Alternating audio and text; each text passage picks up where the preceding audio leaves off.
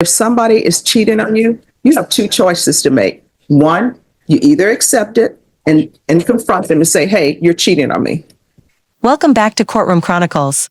Today's double feature takes us inside Judge Stephanie Boyd's courtroom, where emotions, consequences, and accountability collide in two back-to-back cases. First up, Samantha Guadama, a woman accused of keying her ex-boyfriend's car in a fit of heartbreak and jealousy.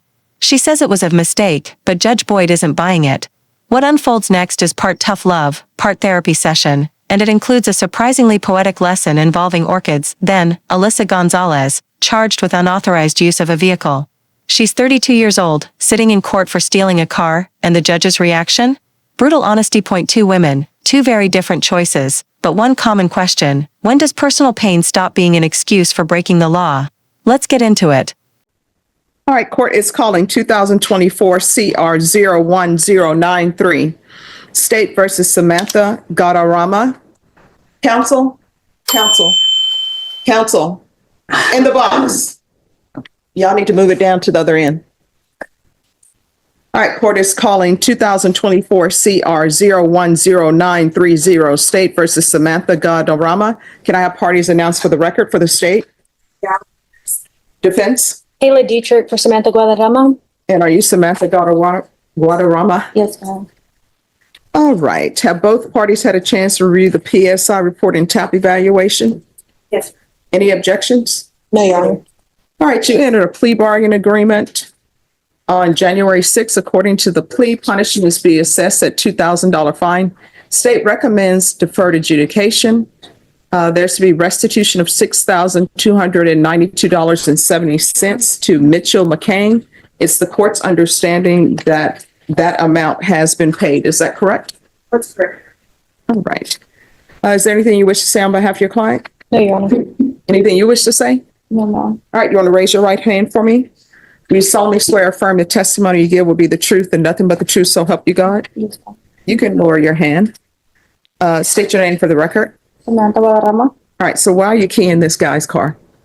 It was a mistake, and it was... No, it wasn't a mistake. A mistake is you take somebody's umbrella thinking that it's yours because they're both black umbrellas. Keying somebody's car is not a mistake.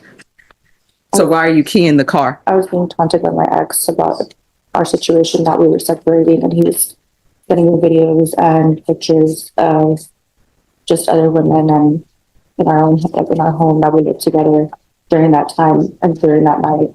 That's not what the police report says. The police report I'm reading says that the victim in 01 returned from a night out and the victim parked his vehicle in the driveway of 01's residence. While at 01's residence, 01 received an alert on his video camera. 01 looked at his video camera and observed his ex-girlfriend in the driveway of his residence. 01 was speaking with D1 through the camera, your D1, and D1 believed that another female was at the location as D1 believed the victim's vehicle, which was parked in the driveway, belonged to a female. Victim in 01 continued watching the video camera and observed D1 walking around victim's vehicle, keying victim's vehicle in the process. This is what I don't understand. So it says in here that you thought that was a female's vehicle. Yes. I don't understand why women think that other women owe them any type of loyalty. Why is the go-to for women when they think somebody's cheating on them? Well, let me attack the female. You shouldn't be attacking anybody, honestly. But I don't know why there's this thing, let's destroy the female's vehicle. Maybe he don't want you anymore. Or maybe he wants you and the other female. If that's the case, you have choices to make. Either you're going to stay with him and accept the fact that he's cheating on you, or either you're going to leave him. The choice should never be, let me key his car or key the female's car. It's never going to turn out good.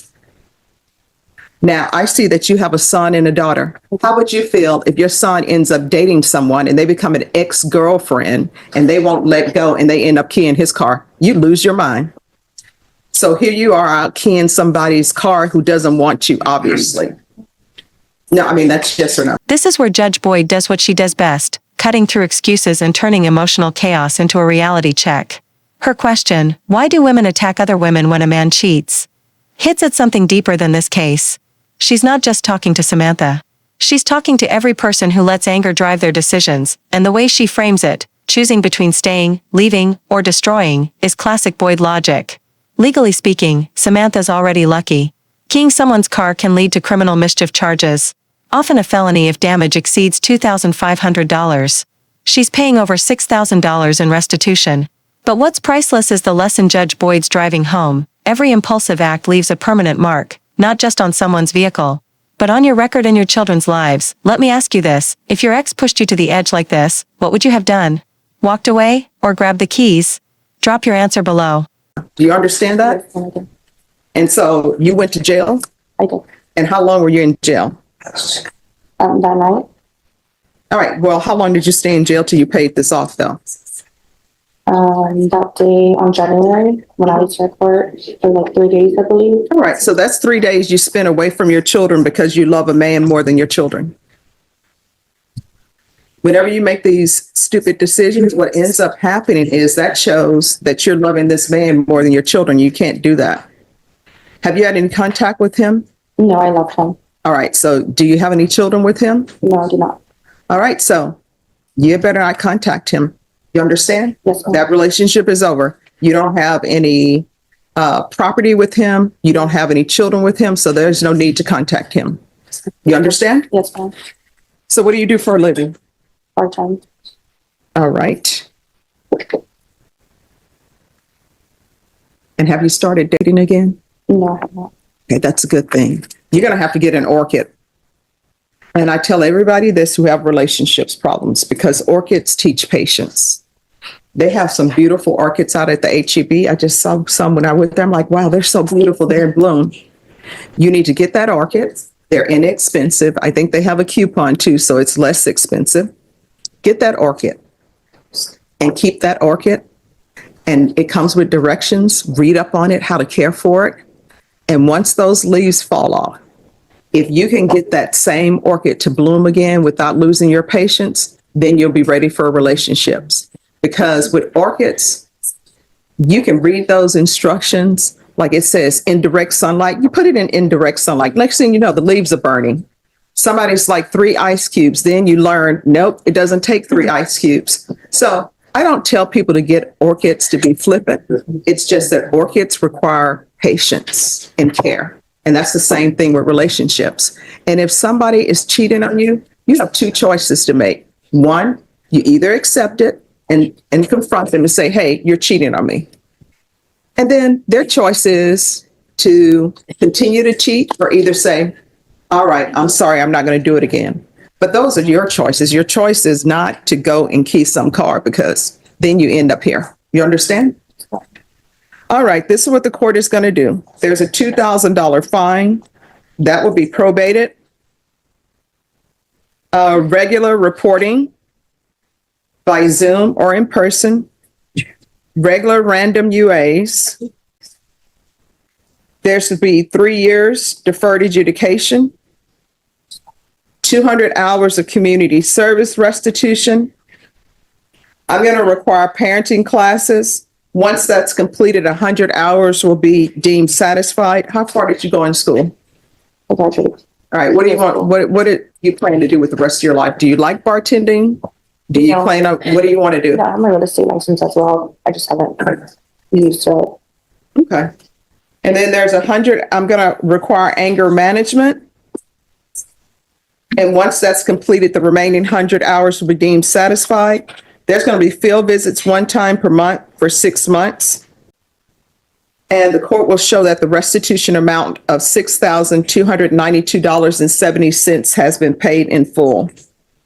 We can go off the record. So I put your youth down for 3 years deferred adjudication. If you complete everything early, I'll consider early termination. Whether you're on for the full 3 years or not is completely up to you and your actions. Do you understand? Yes, ma'am. All right, make better choices. You got children to consider, okay? All right, good luck to you. Thank you, Your Honor. You're welcome. Court is calling 2025 CR 000487 State versus Alyssa Gonzalez. Can I have parties announced for the record for the state? Defense? Renee Munoz on behalf of Ms. Gonzalez. And are you Ms. Gonzalez? All right, did you understand in count 2, you're charged with unauthorized use of a motor vehicle as a state jail felony? Range of punishment is anywhere from 180 days up to 2 years in the state jail facility and up to a $10,000 fine. Did you understand? Are you proceeding with sentencing? Yes, Your Honor. Anything you wish to say on behalf of your client? Yes, Judge. In reference to Ms. Gonzalez, I had the chance to speak with her regarding the offenses that she had picked up. And I know the court maybe has some concerns as to the questionable thinking.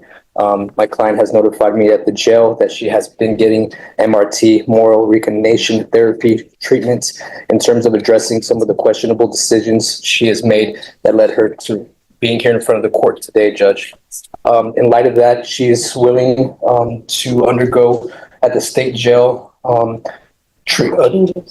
classes, as well as vocation, as well as substance use, to address some of those issues and hopefully continue with the MRT there at state jail. We're asking the judge, in light of that, her eagerness to do that, if she can be presumptively entitled to diligent participation credit, also known as the 80-20 rule, in light of the fact that she wants to make those changes and continue to address those changes in thinking. All right, how old are you? 32. All right, why don't you know right from wrong? I mean, it would seem that people would know, hey, you're not supposed to steal a car. Why do you need a class to tell you don't steal?